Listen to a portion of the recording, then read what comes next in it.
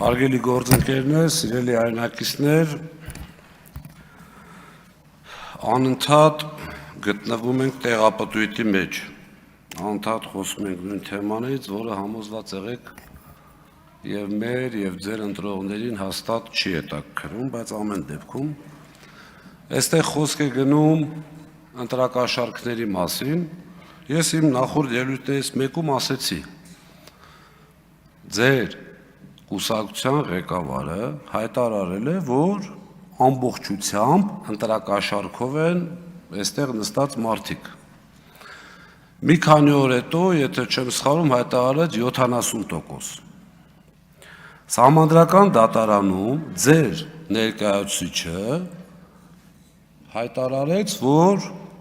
ոչ, մենք չենք վիճարկում ընտրության արդյունքները։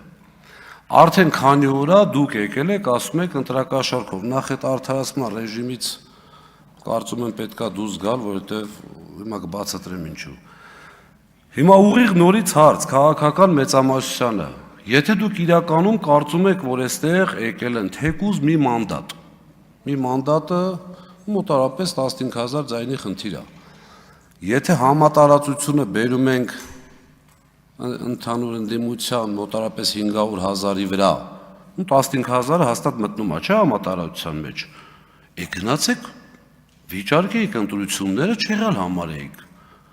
Դուք պետքա կողմնորոշվեք, ժողովուրդ, ինչ եք ուզում։ Ասում եք համատարած ընտրակաշառքա, մյուս կողմից ձեր ներկայացուցիչը միջայլոց հասարակ մարդ չի, արդարության նախարարի մասին է խոսքը։ Ասում է, չէ, մենք տենց խնդիր չունենք։ Երկրորդը, համատարած կալանքների մասով երեք դատավարության էինք մեր նոյեմբերյանի պատասխանատուին մեկ ամիս տնային կալանք տվեցին նրա համար, որ ինչ-որ մի շատ այսպես չէր կարա այդ խնդրանքը կատարվեր, ուղղակի հիմա չբացահայտեմ ստեղ ինչի մասին է խոսքը, ասել է ամսի 7-ը թող անցնի կնայենք, պրոստը բառացի, ամսի 7-ը թե 8-ը անցնի կնայենք, մեկ ամիս տնային կալանք։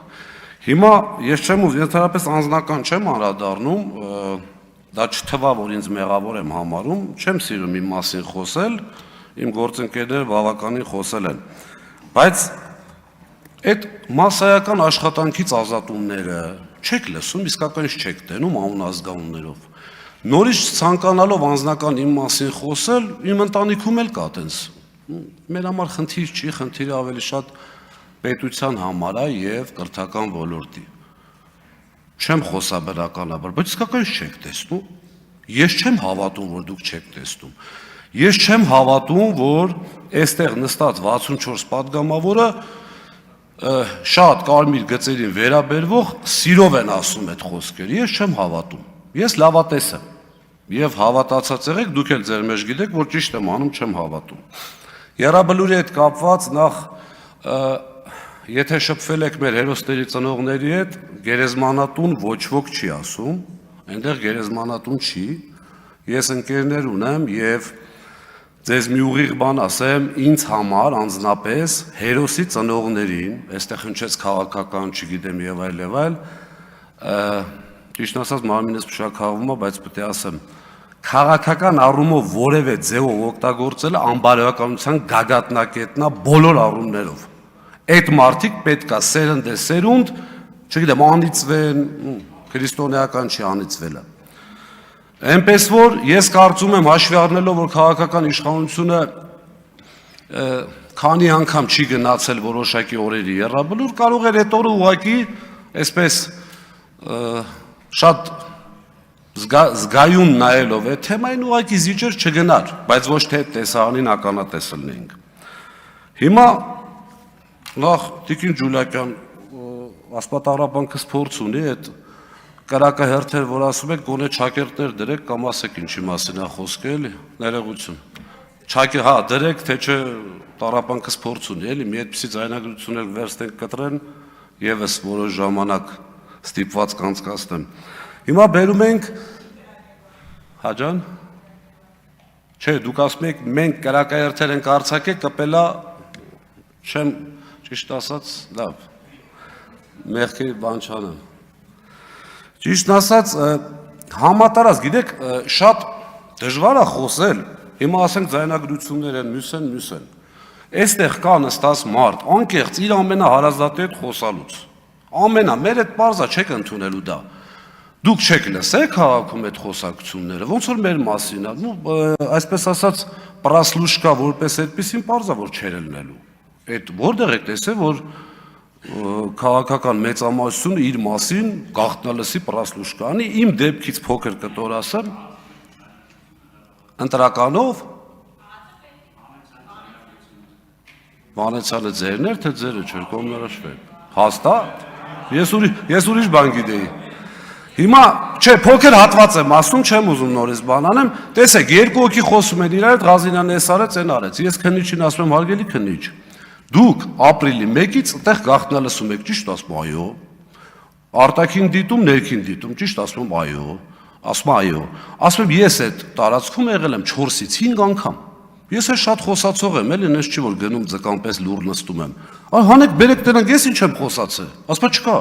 Ասում եմ պիլինգով իմ հեռախոսը չնայած այդ արդեն քանի ամիս է ինձնից լավ գիտեն ես որտեղ եմ եւ ինչ եմ անում, բայց ամեն դեպքում հանեք պիլինգով, տեսեք այդտեղ որ երբ եմ եղել, հո ձեր մոտ պուլտով չի այդ անտերը որ երբ սխմեք զապիսը լինի, երբ այսինքն մտել եմ ներ զապիսն անջատել եք։ Հանեք բերեք։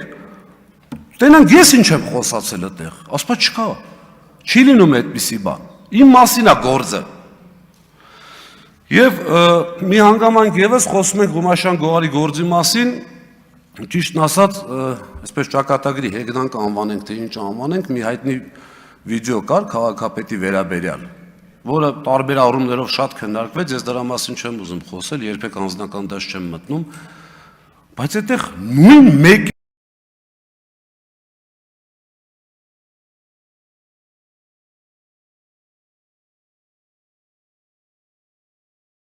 մեկ են, որ ասպոտ տոպ-տոշտի տենց բանել իմ հետ է եղել։ Նույն մեկին մեկ նույն բանն էր։ Ահագին ժամանակվա անցած ծնունդին քաղաքապետը նվեր էր տվել։ Ստեղա որ մենք ձեր օբյեկտիվության մեջ ենք կասկածում։ Ժողովուրդ, եթե գայք ասեի, գիտեք ինչ կա, այո, Տիգրան Ավինյանը սխալ է արել, այս ասում եմ հիմա որ ուսումնասիրեք, համոզված եմ հիշում եք, մեկին մեկ։ Չի լինում այդպես քաղաքական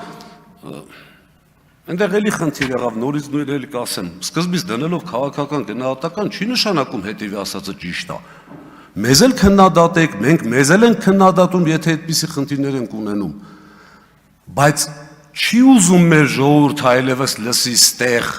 դուք եսեք, դուք ենեք։ Կարմիր գծեր ունեն բոլորը անկախ քաղաքական հայացքներից, կրոնական հայացքներից կամ չգիտեմ ինչ որ մեկի նկատմամբ հավատից։ Չի կարելի այդպիսի բան անել։ Մեր ժողովուրդը ուզում է լսի կոնստրուկտիվ, ուզում է հասկանալ, վերջերս ազգային ժողովը, որ այսքան բյուջեից գումար է ստանում եւ ծախսում։ Դա վատնում է, թե իրականում արժի է ժողովրդի վրա սա ծախսել։ Այլ պարագայում չի ստացվելու, գիտեք ինչ, մենք դուք մեր կնոպկեքի տեղը գիտեք արդեն։ Մենք ձեր